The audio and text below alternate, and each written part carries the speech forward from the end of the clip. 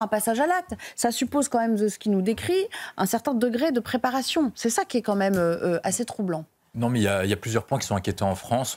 Ce point-là, moi, je le mets en lien avec notamment le profil des émeutiers, auxquels vous avez des gens qui ont participé à des émeutes très violentes et qui avaient notamment beaucoup moins de 17 ans et qui étaient pour beaucoup mineurs. Il y a un point, c'est qu'on voit depuis 2012 et depuis Mohamed Merah que les âges de passage à radicalisation sont beaucoup plus jeunes. C'est-à-dire que ça rejoint la théorie de Gilles Lépès sur le djihadisme d'atmosphère, qui est qu'en fait, le djihadisme d'atmosphère qui touchait principalement les personnes qui étaient en gros adultes ou à partir de 17-18 ans, touche maintenant l'ensemble de la population et qui est rejoint par beaucoup d'éléments.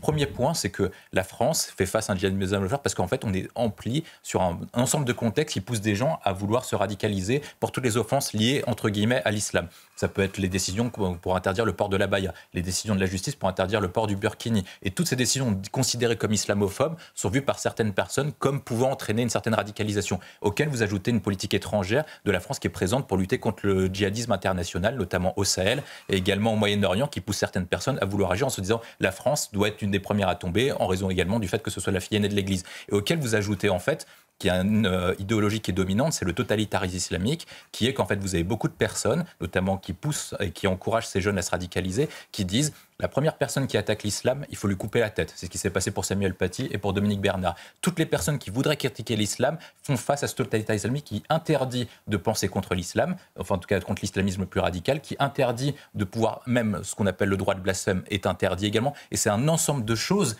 qui fait qu'en fait, vous êtes encouragé à imposer ce totalitarisme à la fois sur le port du vêtement, sur le mode de vie et également sur le mode de pensée. Donc c'est pour ça que je pense qu'il faut parler, comme François Fillon l'avait dit, de totalitarisme islamique et que l'objectif de la France, de l'Occident et même de nos partenaires au Moyen-Orient et même certains pays du monde arabe se battent contre cet islamisme le plus radical et il faut encourager cette grande coalition à la battre clairement. Vachement, parce que si les parents ne sont pas capables d'éduquer leurs enfants, il faut que l'État prenne la main dessus parce qu'on est en train de créer des futurs dangers pour la République et des dangers pour eux-mêmes. Ils sont encore très jeunes. Un complément d'analyse, William. Oui, il y a quand même un point qui est quand même inquiétant. C'est un sondage qui a été fait par l'IFOP, c'est que parmi les jeunes Français de confession musulmane, il y en avait 76% qui plaçaient la loi de la charia au-dessus de la loi de la République. Et c'est pour ça qu'on peut commencer à parler de totalitarisme islamique, parce que est-ce que vous ne pouvez pas qualifier quelque chose de totalitarisme islamique lorsque des parents obligent les filles à s'habiller d'une certaine façon? Est-ce que vous ne pouvez pas parler de totalitarisme islamique lorsque les parents obligent, ou les grands frères obligent les jeunes à penser d'une certaine façon? Et pourquoi est-ce que vous avez autant de jeunes qui se tournent vers cette idéologie? Tout simplement parce que socialement, au sein de leur endroit où ils habitent, au sein de la cellule familiale, au sein de la lutte sociale, ils sont obligés de penser comme ça pour pouvoir s'intégrer dans leur milieu. Et donc vous avez toute une atmosphère qui est en train de se créer, notamment dans certains quartiers, où en fait la loi des grands frères, la loi des parents, la loi des islamistes les plus radicaux oblige les jeunes à se comporter de certaines façons. Vous avez de plus en plus de jeunes qui sont embrigadés dans ce totalitarisme. Et je vais prendre un exemple pour illustrer ça. Lorsque vous avez des jeunes femmes qui enlèvent le voile et qui sont obligées de le porter, notamment en rentrant à partir de certaines métros de RER, de stations de RER, ça pose notamment question sur ce totalitarisme qui est en train d'envahir beaucoup de quartiers, beaucoup trop de quartiers de notre République. Et puis ça en fait pas. Le degré supérieur là, des actes qui ont été proférés, on en est à plus de 1500. C'est Gérald Darmanin qui donnait le dernier bilan l'autre jour. Là voilà, c'est pour la symbolique, on veut encore plus frapper, marquer les esprits. Oui, on arrive sur les actes en termes d'intensité et de fréquence, sur les actes les plus anti-juifs depuis la Seconde Guerre mondiale. Et si par cas, avant la Seconde Guerre mondiale, c'était principalement du fait de la montée de l'extrême droite et des idées nazies, aujourd'hui, la montée des actes antisémites sont liés à l'islamo-gauchisme sur 2 points précis.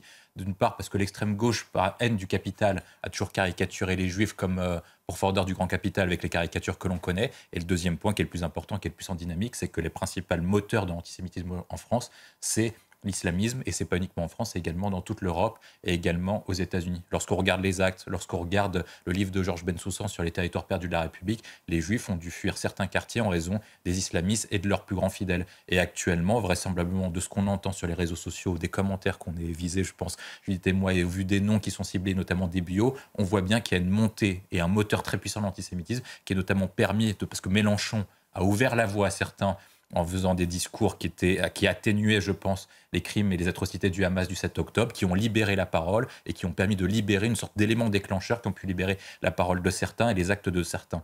La question que Et là, on va se garder quand même de toute conclusion parce qu'on ne sait pas encore mais je fais un commentaire général sur la montée des actes antisémites. Tant qu'il n'y a pas d'enquête, je ne peux pas me prononcer sur les actes, surtout qu'on a vu que dernièrement, parfois, ça s'embrassait plus large. Mais si par cas, on doit lutter contre l'antisémitisme, notamment c'était l'objet de la marche dimanche auquel des centaines de milliers de gens se sont rassemblés et veulent faire, je pense qu'il faut commencer à se poser au-delà de l'émotion Au-delà des discours, la question des actes, c'est comment on fait concrètement pour lutter contre l'islamisme, qui nous empêche de lutter contre l'antisémitisme, et je pense que c'est ça le sujet essentiel. Marquet, qui lui-même n'était pas si sévère, hein. C'était 1 an avec sursis. William T. 8 mois. 8 mois, pardon, 8 avec mois. sursis. Oui, on marche sur la tête, mais c'est à peu près comme d'habitude avec une partie des juges français qui pensent davantage à la réinsertion de certaines personnes qu'à la sécurité des Français.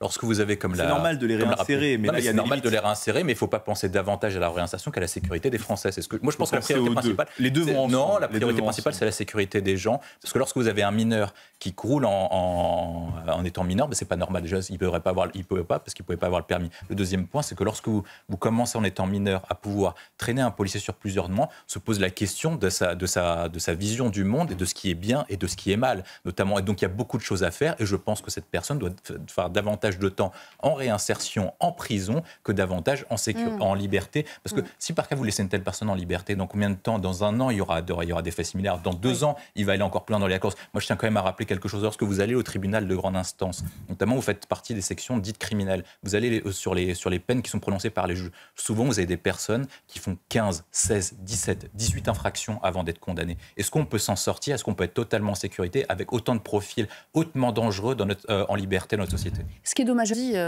pour afficher, montrer les cadres ou le haut commandement, ça a été très payant. On sait qu'ils sont en fuite dans ces fameuses galeries souterraines. C'est qu'une question d'heures, de jours? Non, ça va être une question de semaines et de mois, je pense. Oui. Vraisemblablement, si vous comparez avec la prise d'assaut de Mossoul qui avait duré 6 à 9 mois, là vous êtes sur un territoire qui est plus grand, où il y a beaucoup plus d'habitants, avec beaucoup plus de combattants à Mossoul. Je crois qu'il restait moins de 10 000 soldats de l'État islamique. Là, vous en êtes entre 30 000 et 50 000 soldats du Hamas. Donc c'est une opération qui prend beaucoup de temps. Et surtout, Israël doit mener l'opération militaire la plus complexe quasiment de tous les temps. Dans la mesure où ils doivent faire en sorte d'intervenir, mais pas créer trop de victimes collatérales, faire en sorte de gagner la bataille de l'opinion publique pour pas que le Hezbollah soit forcé de rentrer en guerre comme l'Iran, et faire en sorte de garder un minimum de soutien dans la communauté internationale, notamment les États-Unis, la France et une partie de l'Union européenne. Donc ça, c'est à peu près le terrain. Sur le point que vous avez posé, c'est que leur objectif de guerre est très clair, c'est d'éradiquer le Hamas. Sinon, ils auraient fait une méthode d'action qui est différente. Je ne connais pas de chef militaire qui dirait que pour libérer des otages, vous bombardez pendant 21 jours et vous intervenez militairement sur l'espace. Vous intervenez plutôt des forces spéciales, etc., sur une méthode similaire de ce qu'avaient tenté les États-Unis en 79, un projet avorté, avec notamment les otages qu'il y avait à l'ambassade d'Iran. Donc ça, c'est l'objectif numéro 1, c'est d'éradiquer le Hamas. Est-ce que pour éradiquer le Hamas, Israël s'est amélioré? Moi, je trouve qu'Israël a désormais maintenant pris en compte les remarques portées par la France et notamment par les États-Unis. Ça veut dire qu'ils font des attaques qui sont beaucoup plus ciblées. Alors qu'avant, ils essayaient de déblayer le terrain. C'est sur une stratégie militaire classique qu'on a connue pour la Seconde Guerre mondiale. C'est-à-dire que vous déblayez pour éviter les pertes militaires en bombardant et faisant en sorte d'éviter que ce soit une guerre de guérilla, parce que la guerre de guérilla vous conduit à trop de pertes militaires, notamment de la part de Tsahal. Et sur ce deuxième point, ensuite, après, vous éradiquez, dans la mesure du possible, les chefs militaires du Hamas, tout en faisant en sorte qu'il n'y ait pas trop de victimes collatérales. Il y a quand même un point à souligner. Mais c'est pas un changement, ce sont 2 séquences différentes. Non, pour moi, c'est qu'ils ont pris en compte, parce que quand vous regardez les cibles, même vous êtes sur des cibles qui sont beaucoup plus ciblées. Vous parlez de l'hôpital actuellement, plus donc des cibles beaucoup plus ciblées. Oui, parce qu'il y a eu la première phase. Il y a eu la première phase, effectivement. Donc on voit bien, par contre, qu'actuellement, Israël, je trouve, s'en sort beaucoup mieux dans la mesure où on voit bien que maintenant, c'est le Hamas très clairement qui utilise les boucliers de la population de Gaza comme bouclier civil, parce que sinon il fuirait l'hôpital et il ferait en sorte de se cacher autre part. Bien sûr. Pas que ça, parce qu'en fait on ne s'intéresse pas à ce qu'il dit sur le fond, et notamment il y a 2 choses. Il dit 1, les menaces intérieures, et 2, sur nos menaces extérieures. Sur la menace intérieure, est-ce qu'il n'a pas raison de se dire qu'au lieu de se préoccuper du wokisme, des théories du genre et tout le patatras ordinaire, on n'a pas raison de s'inquiéter sur la montée de l'islamisme plus radical? Sauf que c'est souvent le même sujet au nom de l'intersectionnalité. Justement, je pense qu'il met après, il va nous dire dans 20 ans, on aurait dû s'occuper du wokisme. Parce que lorsqu'on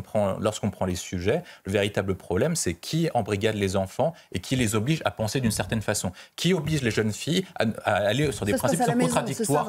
Exactement, c'est ça le sujet essentiel. Donc si par cas vous voulez faire respecter les valeurs de la République française, peut-être à l'étranger notamment, en sauvant les personnes du Mali, en sauvant les personnes d'Afrique subsaharienne, en sauvant les personnes du Moyen-Orient, il faudrait peut-être commencer par la France. Parce que lorsqu'on s'inquiète du fait qu'en Iran, des jeunes femmes retirent le voile, on peut espérer aussi en France qu'elles retirent le voile également lorsqu'elles sont soumises sous la condition de leurs parents. Ça, c'est le premier point sur le plan intérieur. Sur le plan extérieur, le point qu'il aborde est très simple. C'est-à-dire qu'il dit en gros que la politique étrangère française se trompe notamment depuis qu'on a fait une rupture avec la politique essentielle de Jacques Chirac sur plusieurs éléments. Le premier, c'est qu'on n'a plus de politique indépendante au Moyen-Orient. Moyen-Orient et en Afrique, dans la mesure où notre armée n'est pas indépendante et n'est pas souveraine. C'est ce qui est décrit par tous les rapports, notamment depuis l'entrée de la guerre en Ukraine. Et deuxième point qui est très important, c'est on a une politique qui est trop indexée sur celle des Américains, et donc du coup on n'est pas en capacité de pouvoir mener une politique étrangère autonome comme celle que portait le général de Gaulle à l'étranger pendant une cinquantaine d'années. D'une certaine manière, une situation.